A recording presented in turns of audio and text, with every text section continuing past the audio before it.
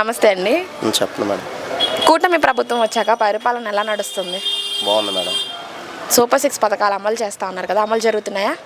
జరగట్లేదు, కొన్ని పెండింగ్లో ఉన్నాయి, కొంచెం టైం పట్టింది కదా. మొన్న టీడీపీ క్యాడర్లో మీటింగ్ జరిగింది కదా, చంద్రబాబు నాయుడు గారు బడ్జెట్ లేదు, నేను ఇప్పుడేం సంక్షేమ పథకాలు నేనేమి ఇవ్వను అని చెప్పేశారు.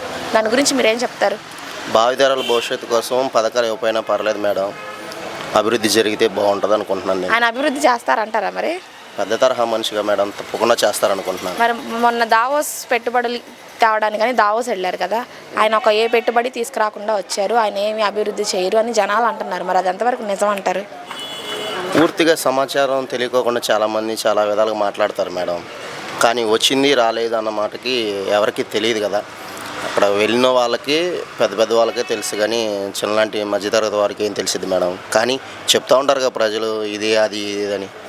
అదైతే కాదనుకుంటా మేడం, రాకుండా ఎందుకుంటే అంత వెళ్ళిన తర్వాత. ఇప్పుడు జగన్మోహన్ రెడ్డి గారి ప్రభుత్వంలో అందరికీ సంక్షేమ పథకాలు అనేది అందే అంటారా? అందిని అని కొంతమంది అంటున్నారు, అందలేదని కొంతమంది అంటున్నారు మేడం. ఆయన మంచి చేసే వెళ్ళారంటారా? అది మంచి చేస్తే ఉండేవాడుగా మేడం, మంచి చేయలేదని చెప్పి. కానీ ప్రజలు ఓట్లు వేయలేదు, ఈవీఎం ట్యాంపరింగ్ వల్ల గెలిచారు వాళ్ళు, లేకపోతే వాళ్ళకి వచ్చే కాదు అని అంటున్నారు. అది నిజమేనా?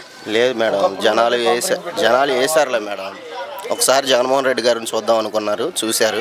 ఆయన పరిపాలన బాగాలేదు కాబట్టి టీడీపీకి మద్దతు ఇచ్చారు జనాలు.